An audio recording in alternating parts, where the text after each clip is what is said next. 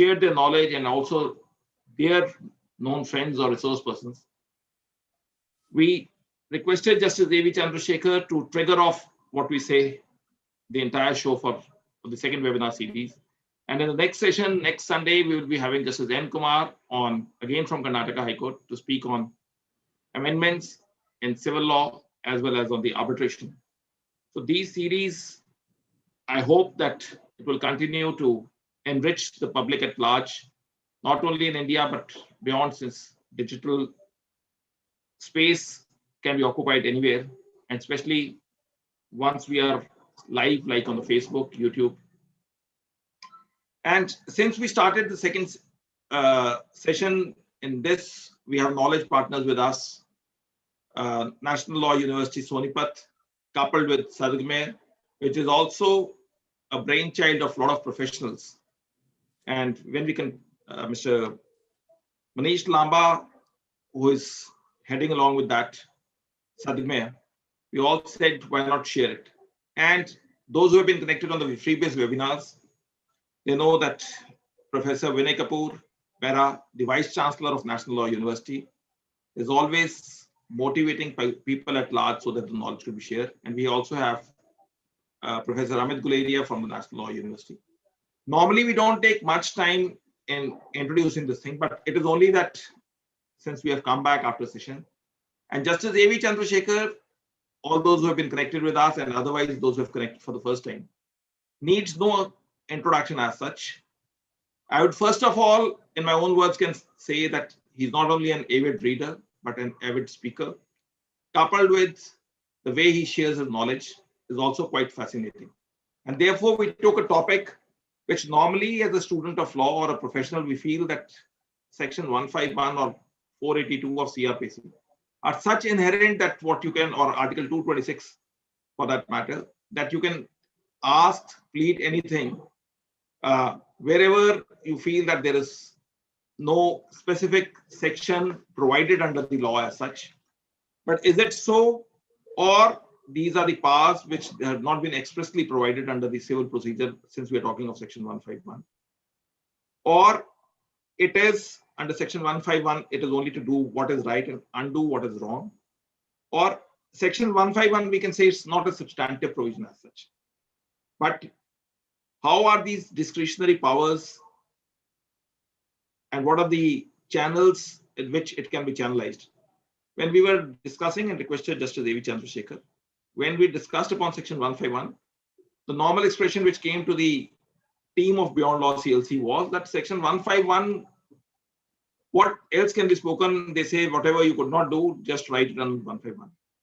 But gradually when we explored it, we found that itself, it's a quite fascinating topic. And sorry for the breach of time, what we have taken today, which normally we don't do. And we also promise we will not do that. But since it is the second season, therefore, we breached that particular timeline. Without taking much time, I request Justice A.V. Chandershekhar to take things forward.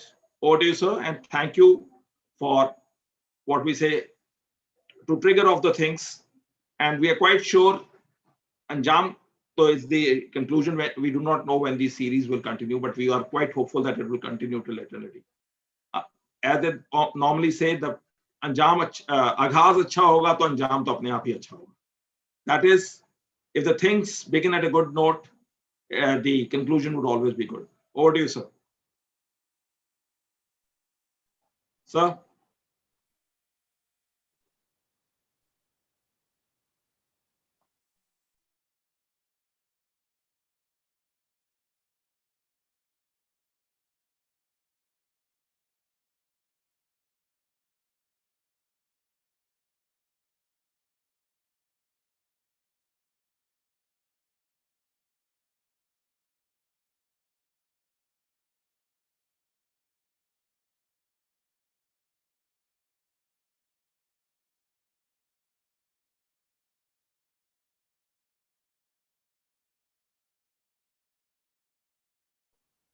Yes, sir.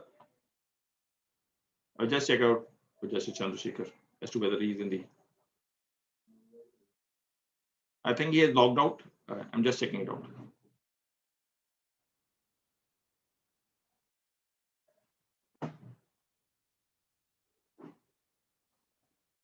Sorry for the inconvenience. I think he will be logging in soon.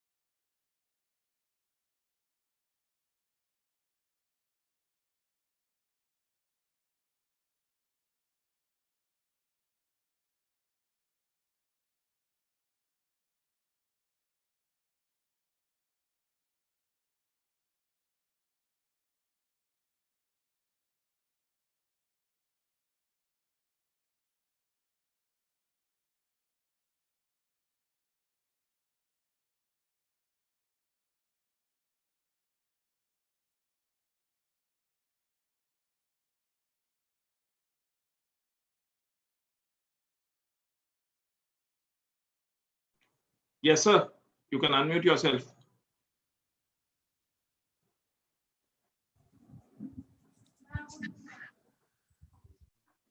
Sir, unmute yourself.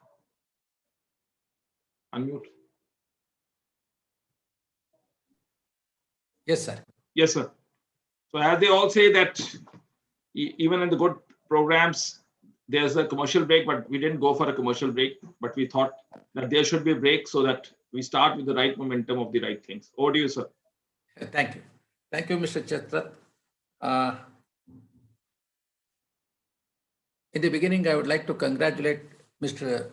Vikas Chhatrat for this wonderful arrangement made for dissemination of knowledge and experience to those who are really in need of it.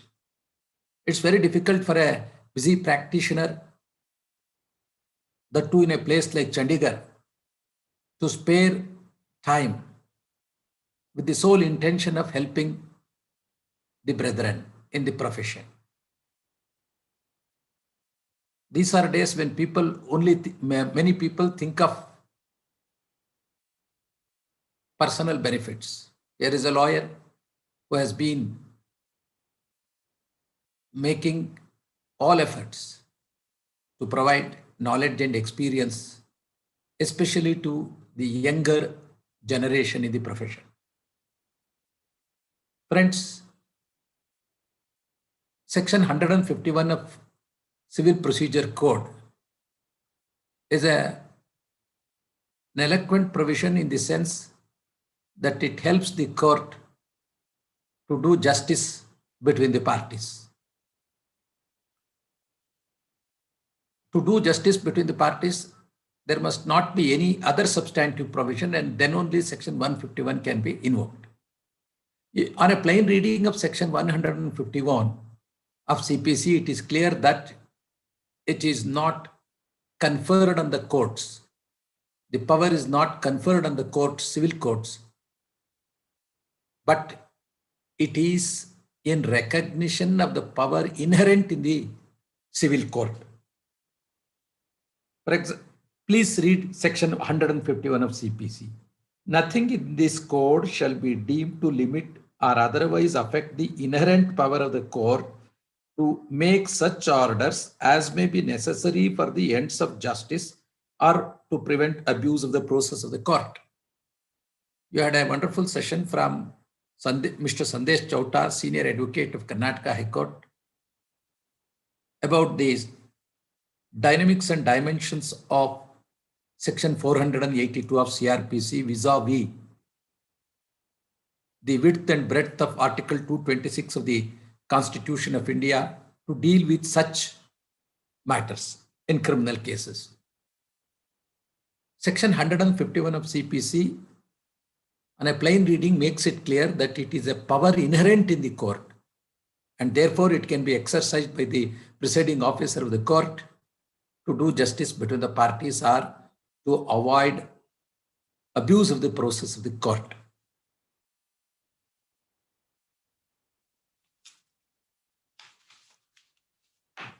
Code of Civil Procedure, as all of know, is not exhaustive. Any code, as a matter of fact, be it civil procedure code or criminal procedure code, one cannot expect it to be exhaustive. Wherever gray areas are found and wherever no substantive provisions are found, definitely the court can step in to avoid injustice. So far as the power to be exercised under section 482 of CRPC, it is not within the purview of the court subordinate to the High Court. But whereas even a civil court at the cutting edge, like the Court of Civil Judge or a senior civil judge, has the power to exercise the power vested in it under section 151 of CRPC. One cannot expect legislature to make provision for all contingencies. Even after meticulous calculation, the drafting people may find it difficult to perceive some occasions. Therefore, section 151 of CPC comes into the aid. For example, I was just going through Order 18, Rule 17A of CPC.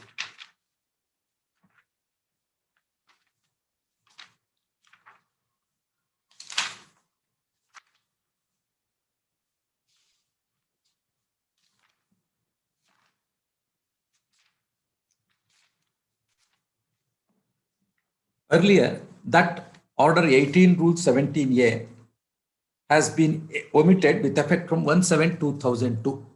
What was the power? 18 Rule 17A states like this: where a party satisfies the court that after the exercise of due diligence, any evidence was not within his knowledge or could not be produced by him at the time when that party was leading his evidence, the court may permit that party to produce that evidence at a later stage on such terms as may appear it to be just. So now all of you know Order 17 and Order 18 have stood amended with effect from 1/7/2002. The intention of the legislature is to see that all evidence must be produced when the party leads his or her evidence initially. No further evidence on whatever ground be allowed. But still, let us assume in an extraordinary case, a party has some evidence which he had no knowledge at all, and that has a great bearing on the case, and that parties have already led evidence. Then, in the light of striking off or deletion of Order 18, Rule 17A, according to me, Section 151 of Civil Procedure Code can be invoked by the judge. Order 18, Rule 17, it said the court may recall and examine any witness. What does it say? The court may at any stage of the suit recall any witness who has been examined and may put such questions to him as the court thinks it fit. This is almost equivalent to the power vested in a court, either civil or criminal, under Section 165 of the Evidence Act. The court may at any stage of the proceedings can put any questions to any party, whether relevant or irrelevant, pertinent or impertinent, and may also examine many witnesses and may also ask for production of documents. So the power vested under Section 165 of CRPC is almost equivalent to the powers found in Rule 17 of Order 18 of CPC. In the light of deletion of an important provision like the Order 18, Rule 17A, still the court cannot be said to have no power at all. In exceptional cases, the court can invoke Section 151 of CPC and allow a party to lead evidence which he had no knowledge of the same when he commenced his evidence or closed his evidence. So I have just given a background of the scope of section 151 with the deletion of rule 17A of order 18 from this statute. Friends, all of you know very well, there are good number of provisions found in this procedural law civil procedure code. For example, if a party wants an injunction, temporary injunction, order 39 rule, order 39 provides for the same. If a party wants appointment of a commissioner, order 26 rule 9, or an expert is required, order 26 rule 10A. If a party wants an adjournment, the same is found in order 17 and 18. The manner of recording evidence is found in order 18 of CPC. The manner in which an application is to be filed under section 92 of CPC with regard to a scheme suit. So many substantive provisions are found in Code of Civil Procedure. Though it is a procedural law, if you see the provisions of the Civil Procedure Code, they're virtually, most of them are substantive in nature. If you go through the provisions of CPC, more and more provisions are added and deletions are very few. The structuring of the Code of Civil Procedure is a wonderful structure. With all this, there are some inadequacies, and for which the legislators could not have visualized. And therefore, section 151 comes into picture. The theoretical aspect of section 151 can be summarized as follows. Inherent powers of a court are complementary to the power of the courts set out in the Code of Civil Procedure and relates to the procedure. If the ordinary rules of procedure result in injustice and there is no other remedy, they can be broken in order to achieve the ends of justice and equity. Demand the power vested in the court being wide in scope and ambit. What does it mean?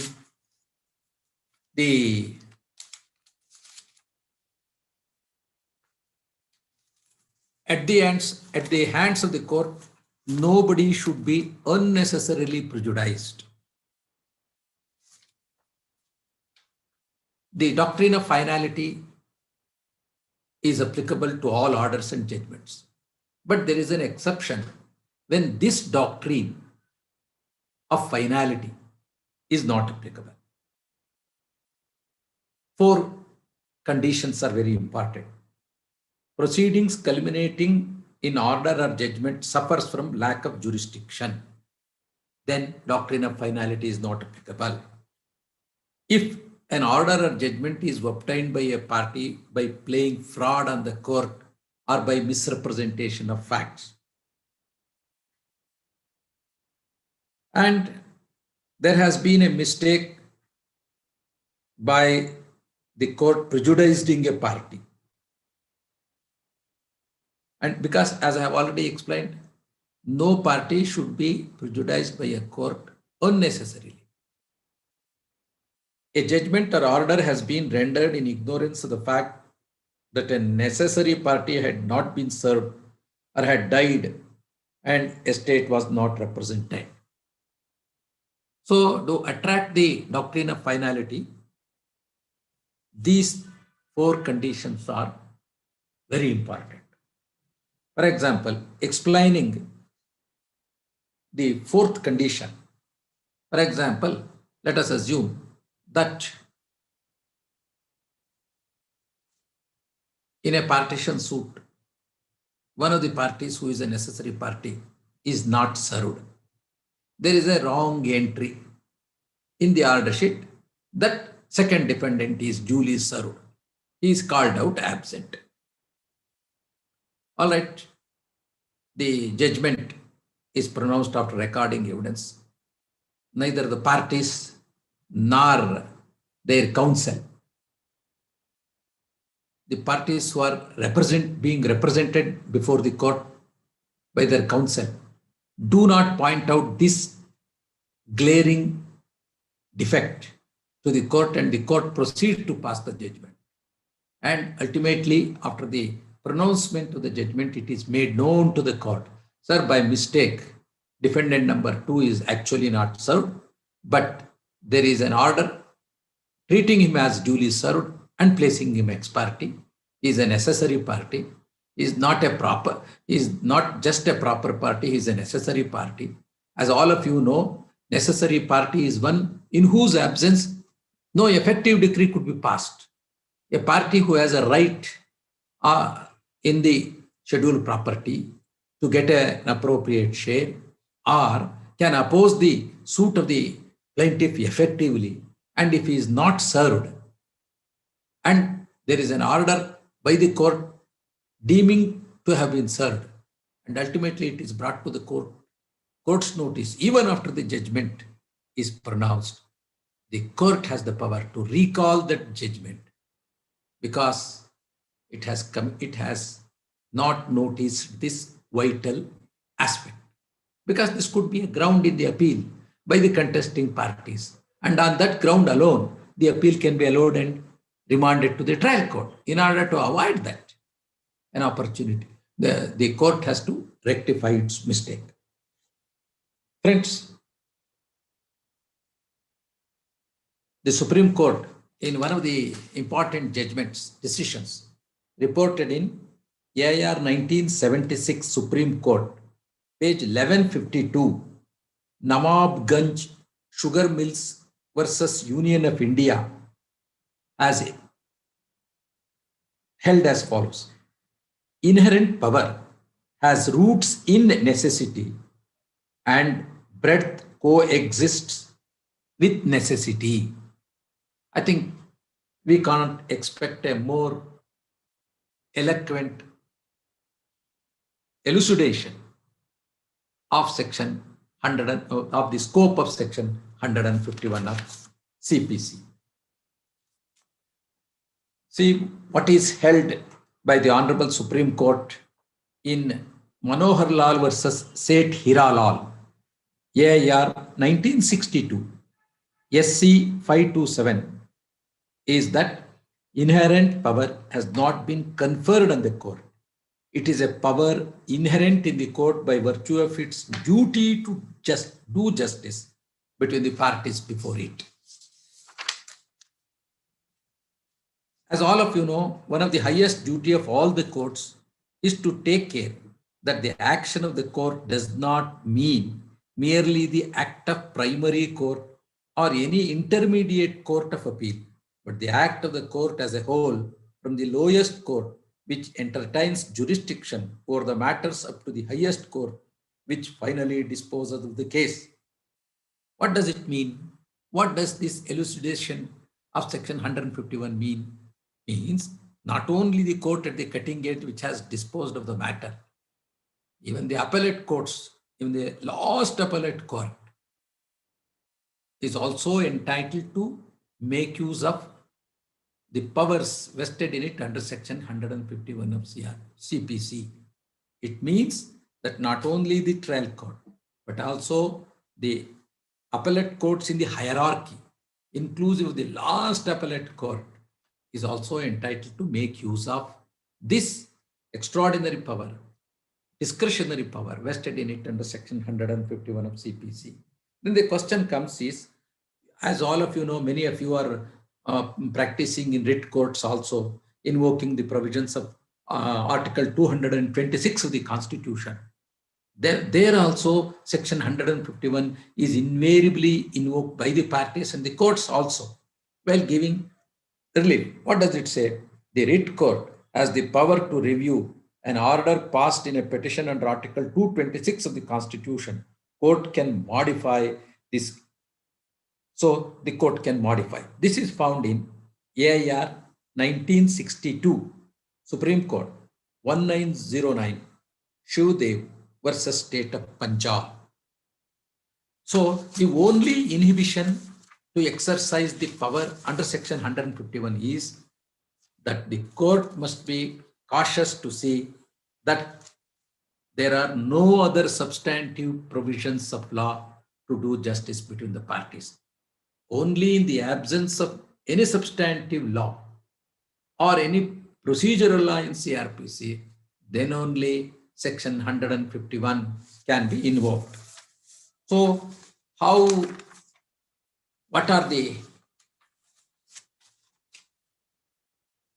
under what situation section 151 can be invoked? Just you can go through the provisions of 151 in any commentary. You will find do's and don'ts.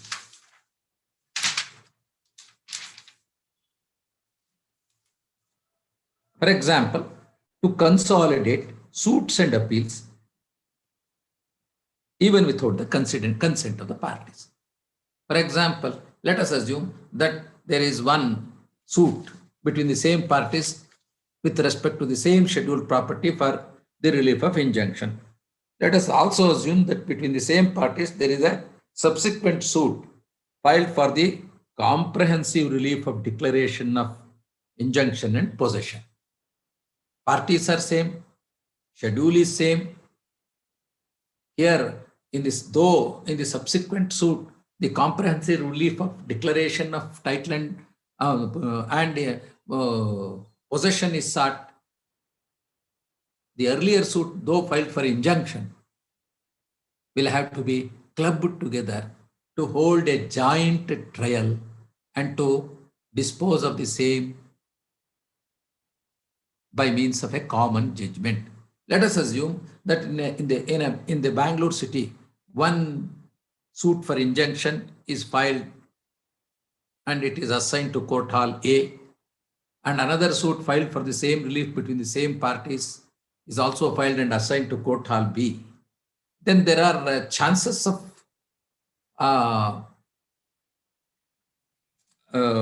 verdicts which may not be consistent with the pleadings, consistent with the scheduled property. So in order to avoid, this divergent opinions, the court has the power. What procedure will be adopted? A petition under section 24 of Code of Civil Procedure will be filed before the principal city civil judge with a request to withdraw and transfer suit in court hall number A to court hall number B or vice versa. All right, that relief will be given. Section 24 does not speak of any consolidation of suits or appeals and joint trial. It only speaks of the power vested in the principal city civil judge, principal district judge or principal city civil judge or the High Court, as the case may be, to withdraw a particular civil proceeding and transfer it to the other court. So then separate application will have to be filed before the court to which a suit or proceeding is transferred, with a request to club the same, to hold a common trial and to dispose of the same by means of a common judgment, lest there would be divergent findings. In order to avoid these divergent findings in respect of the litigation between the parties pertaining to the same property, consolidation of suits or proceedings is absolutely required.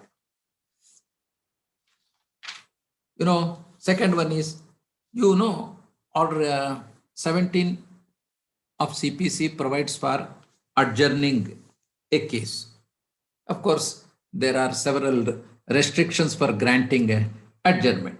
Okay, the court grants an adjournment, but the party feels that the case will have to be advanced. There is no provision in CPC.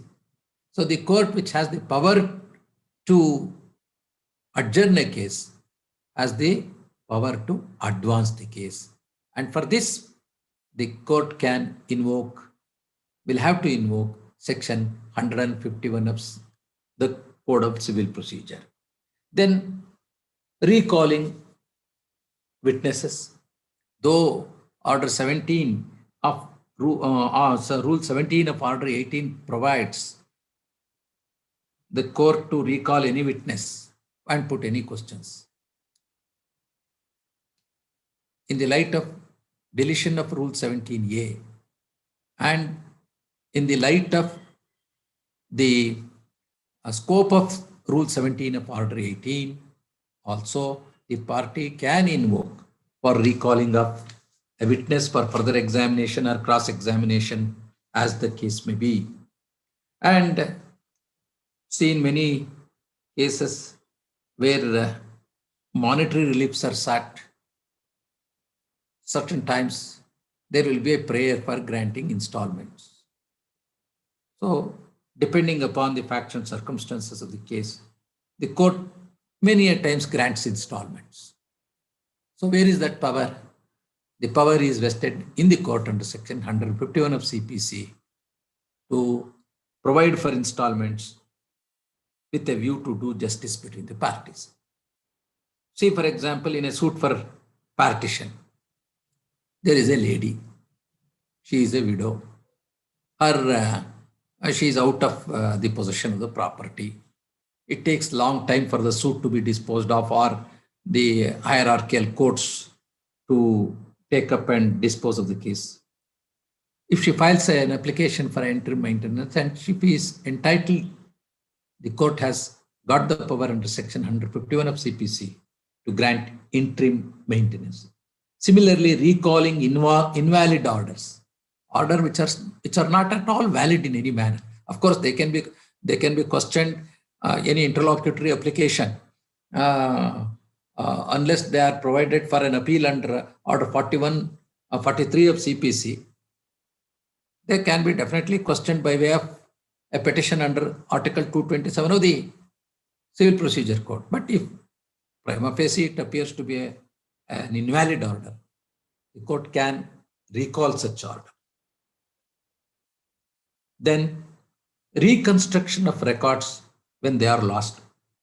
As a judge of the City Civil Court, we had an opportunity to see that entire case papers had been lost.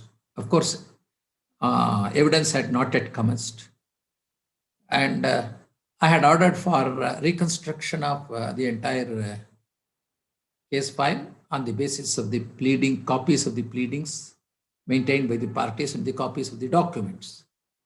And it provides for reconstruction of the case when it is shown that the records are lost.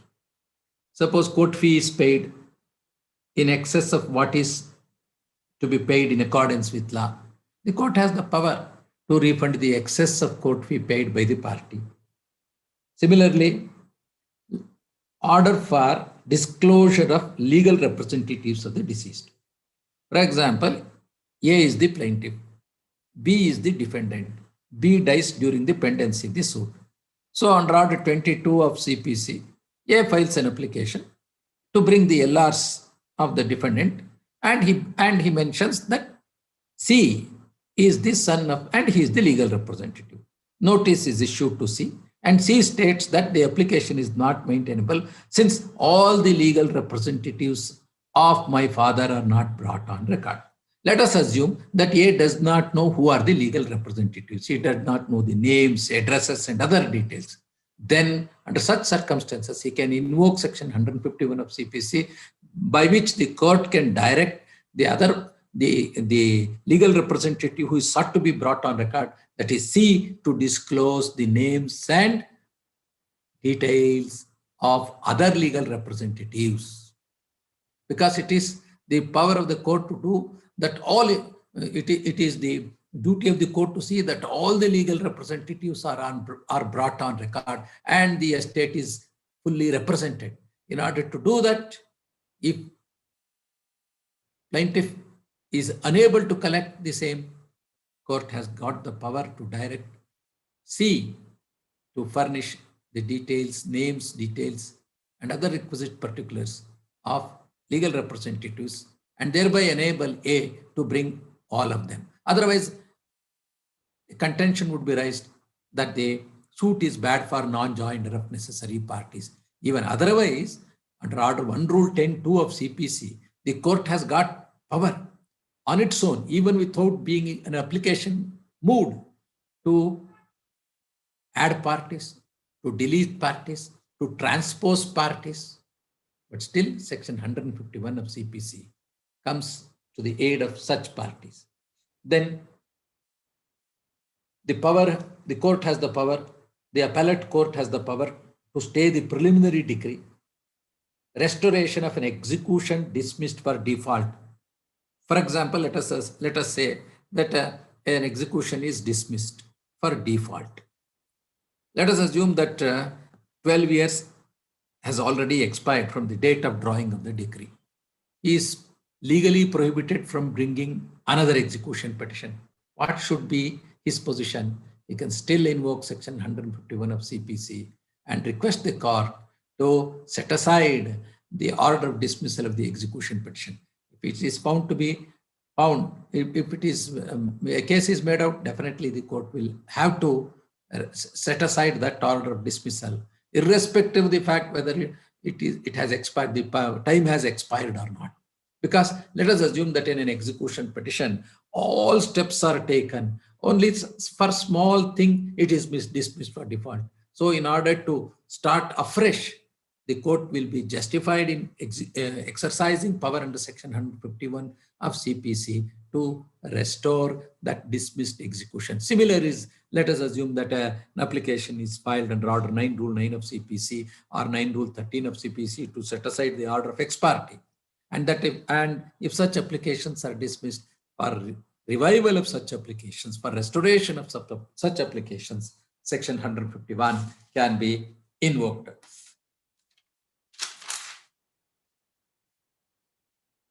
Now,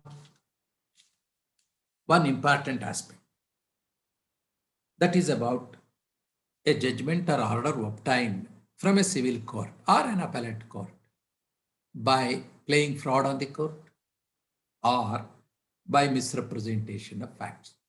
Normally, an appeal is provided. This could be one of the grounds. The party who is aggrieved can very well urge that the judgment was obtained by playing fraud on the court or by misrepresentation of facts.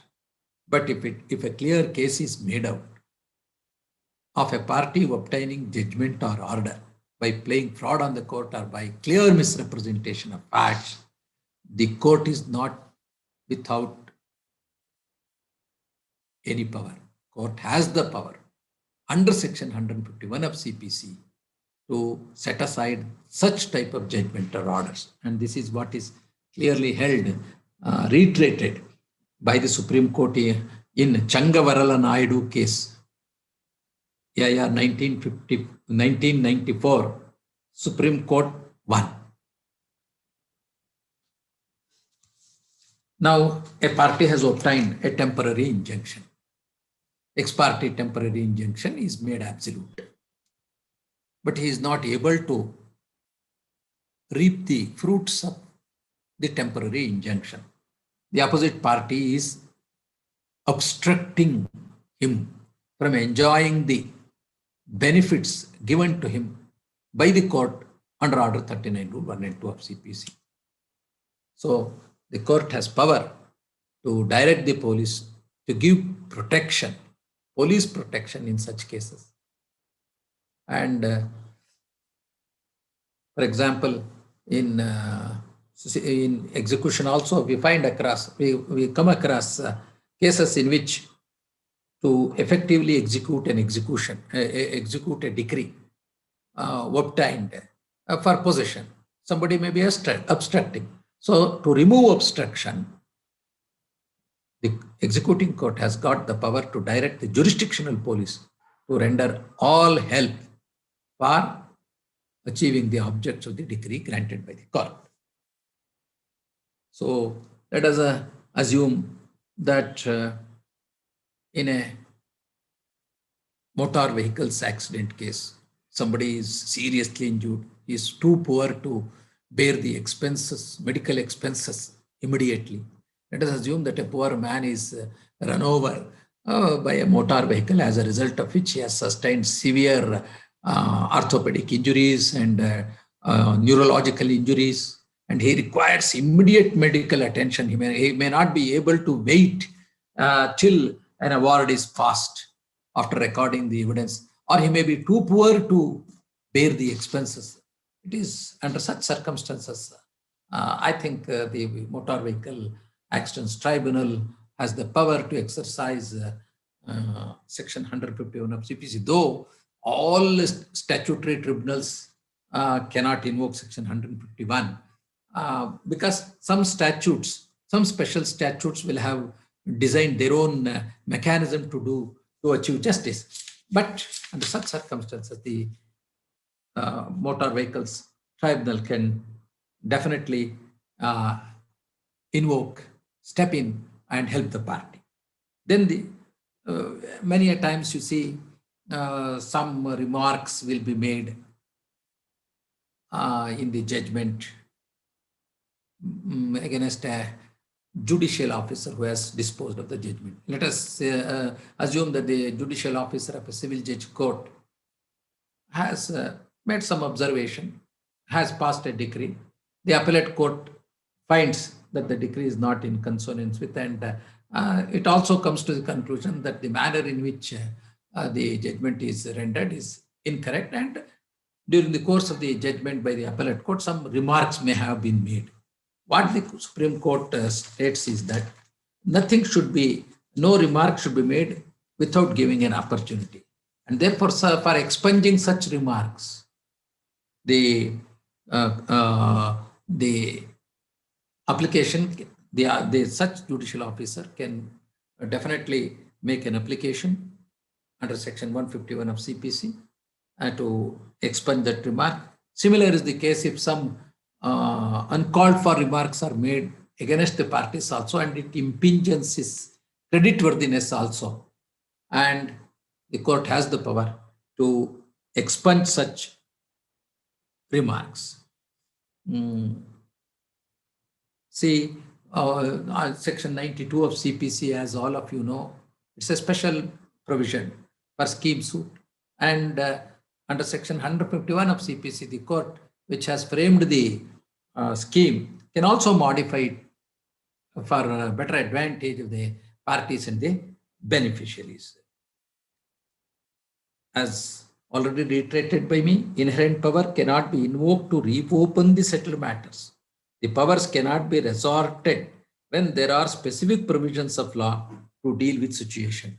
I have already told you about the four important aspects to apply the doctrine of finality. So if those four conditions are not complied with, then the doctrine of finality will not be applicable. So even a decree can be amended provided there are arithmetical mistakes with regard to calculation, grammatical mistakes. Though Section 152 is also a provision, but the court has inherent power to correct such mistakes. The court has got the power to correct its own mistake, because the principle in such cases is that court's own mistake should not be allowed to survive to cause injustice. This is the basis for invoking the provisions of Section 151 of CPC.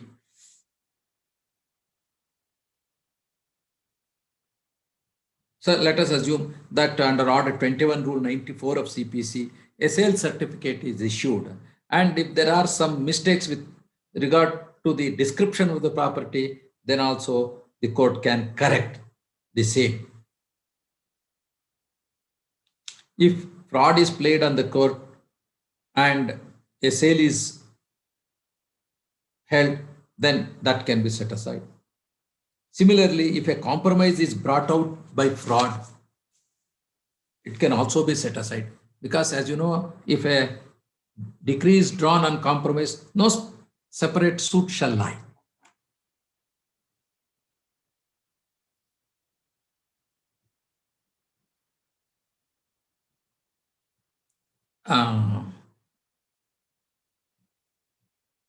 the court has immense power under section 151 of CPC to punish a party for disobedience to an order of the court.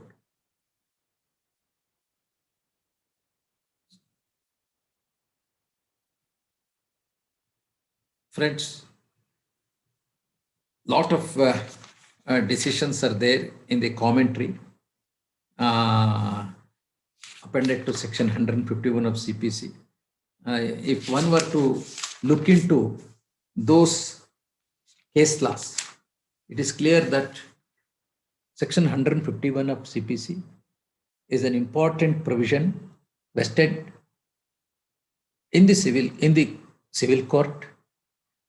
Not vested, it is inherent in the in such civil courts, and they can be definitely, and it can be definitely invoked. Similarly, there are some areas where the court is not expected to invoke section 151 of CPC, and the principles themselves disclose that when there are specific provisions of law to deal with the situation, section 151 of CPC cannot be invoked. If you have any questions, I can definitely share my experience with all of you. Yes, sir. This is by Ayushi Mishra. Can Yes. the income tax returns of the defendant be called from the IT department under section 151 in the interest of justice? No, I do not. Friends, I don't know what exactly is the prohibition found in the Income Tax Act for calling for such records. But if, say, what happens is, as under section 114G of the Evidence Act, let us assume that the witness has given a statement before the court, deposed, that he would on the next date of hearing furnish his income tax returns to prove his case. If he doesn't produce on his own, then an adverse inference can be drawn under section 114G of the Evidence Act. But if normally privacy will be added, I don't know what exactly is the inhibition found in the Income Tax Act. No, so let's, I will make it more clear. Let's assume they want an, Ayushi would like to say that, can any authority who is not a party, can an application be moved under section 151 of the CPC to state therein that the records from that particular department be called for? No. Other than parties to a proceeding, nobody is entitled to summoning of the official records, meaning Devashi wants to say. Summoning of the official records. Yeah. She says, can you use that power under 151, though that particular party is not a party in that particular case? I'm making it very clear. If one of the parties makes such an application to summon records from such an income tax authority, I don't know what exactly is the inhibition. So I'm saying, let's even brush aside its income tax department. Any other department, let's assume there's a dispute of a land title. It has power. It has power because ultimately it has to do justice between the parties. Let us assume that in a suit for maintenance filed by wife against husband, she states that my husband has 7 acres of land. She has to prove she is a rustic villager. Then she can move an application under section 151 of CPC, directing the jurisdictional village accountant to furnish information as to whether the respondent has some lands in villages. He will verify records and will have to submit. And this is by Animesh. Can the court on its own rectify or recall order under section 151 in any criminal case? 151 no, criminal, for criminal case 151 is of CPC is not at all applicable. Court can't do it. That is what is 482. Court. And even in that case, the Supreme Court says that in Hari Singh Man that you can't. There's no recalling power under these criminal proceedings. Correct. This is by Dr. Trivedi Dinesh. Is it possible to invoke section 151 CPC? Yes. to reopen the already disposed of contempt petition on the ground that the contemptor has not complied the order with the order of this of the court. Then the contempt petition itself will be for say compliance, you know. So he wants to say complied. Okay, let us assume that he or she is directed to comply within such and such a time. Then there is no new petition would be filed. They can file a new petition saying that it is not complied with, or the original publication itself could be revived, you know. that is for you can always move in. Whether it is a criminal contempt or a civil contempt. Civil. In a civil contempt, I will say that you can always move an application for recalling of the calling of the order wherein the petition has been disposed. But see, the court which has passed an order has all the power to execute it, you know. So even in execution petition, the court need not wait for a party to file an application for execution. It can execute on its own. But in the contempt, they can always move an application under Article 215 of the Constitution of India. Yes, also. yes. Because that is a more preliminary, and if it is Supreme Court 129. Correct. Then this is by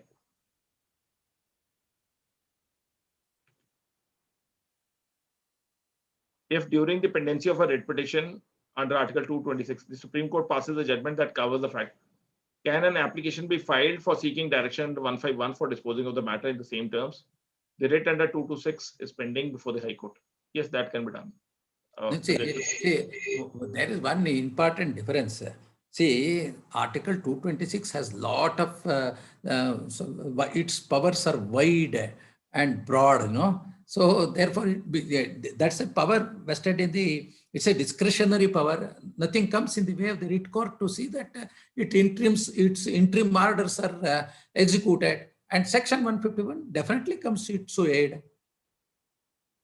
coupled with just additional power. What I gather, sir, the law is to the effect that let's assume there is a specific provision, then don't simplicity write 151. Specific provision is there, but once there is no specific provision, then the inherent power of 482, 226 or 151 as the case may be. Sir, Article 226 is the power of the constitutional courts, you know. I'm saying, that's what I'm saying. Where 151 applies, where 482 applies, where 226 applies, they're all inherent powers. Until unless there is a specific provision, you have to use that provision. Otherwise, you can use that inherent powers. That is how the law is developed and called out. As a lawyer practicing in High Court also, you have come across using of Section 151 of CPC extensively. That's true. Even though the High Court rules and orders are there, still people keep on using. Yes. This is the last question we will be taking. Abid Khan, like 151 CPC is applicable to all civil court, junior division or senior division. 482 CRPC is applicable to judicial magistrate first class. Which act talk about Section 482 powers? At least I couldn't get what he's saying. No. Section 482 is not applicable to any criminal court other than High Court. Yes, that's specifically bar. Specifically bar. 482 specifically provides for the inherent powers of the High Court. High Court.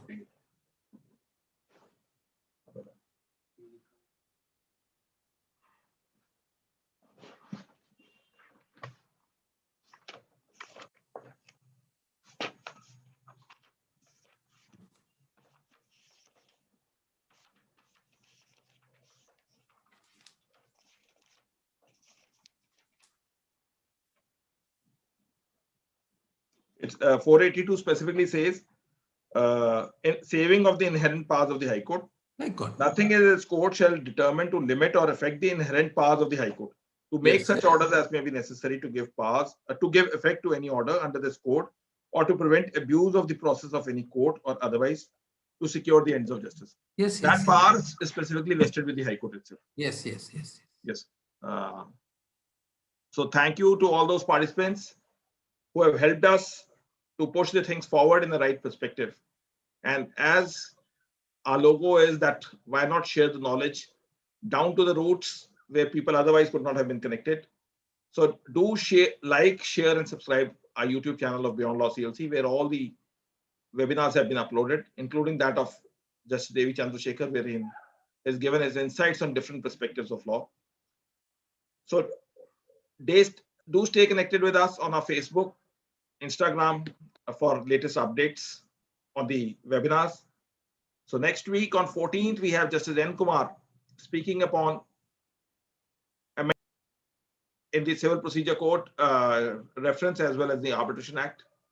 So amendments in the pleadings with reference to Civil Procedure Code as well as arbitration. Do stay connected with us on next Sunday at 5:30.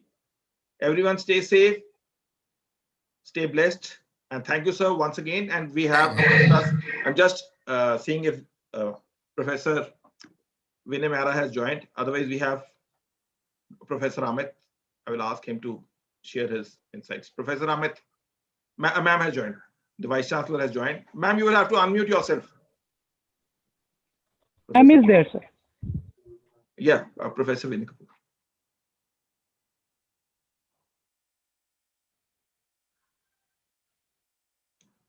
Ma'am, kindly unmute yourself. Vinay, Professor Vinay.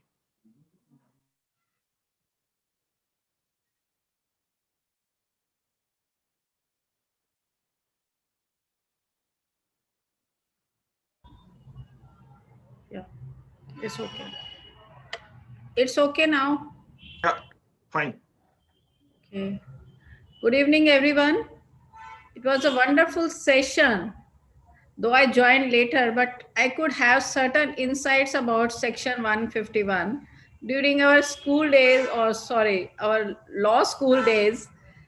We only knew that there's an inherent power of judiciary which are very, very unlimited, but we never knew what is the exact jurisdiction. Today, sir has given a very wonderful information to all who have joined this. So I thank him for sparing his time. I also thank our co-host Vikas ji and others for arranging such a enlightening lecture.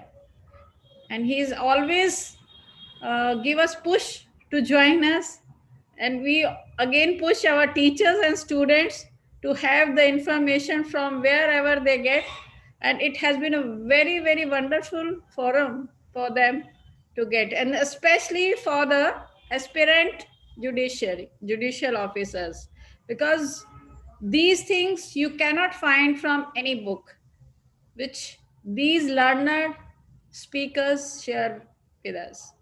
So thank you once again to all of you to being with us. Thank you, Vikas. Thank you, ma'am. And Thank as you. they say, the National Law University, when we joined up, the 1 year has how it has passed and how we have been transmitting and disseminating knowledge with the help of Professor Vinay K. Mehra and Dr. Amit Guleria, the professor out in the university. They all work in tandem, the entire staff, the entire students work in tandem. And it gives us an impetus to work better, to improve better, to share better with these good speakers like Justice A.V. Chandershekhar and so on and on. So thank you, everyone. Stay safe, stay blessed. We will connect next week. Thank you. Thank you, Mr. Vikas. Yes, Thank you, madam. Thank you for your say good words. I only shared my little experience in the field, having been in the district judiciary for more than 17.5 years. See, I will often go to law schools also, see law colleges also, and share my experience. What I finally understand is that teachers must endeavor to bifurcate students who are interested in becoming lawyers and train them on these aspects. 482, 151, all procedural laws, all substantive laws which are pressed into service day in and day out. For those who try to go to MNCs and other things, please make them understand other provisions of law. Madam, one thing, whether a law student becomes a lawyer or an MNC company, they are expected to know three important acts. One is Transfer of Property Act, another is Contract Act, and another is Specific Relief Act. These are very important acts. They will be of great assistance. Thank you for the kind words, Mr. Vikas and Madam. Thank you. Thank you, sir. And we wish you join us Thank you. face to face. Thank you. Thank you. Whenever. Thank you. Thank you. Yeah. Thank you. Thank you, ma'am. And thank you to all the staff. Thank you.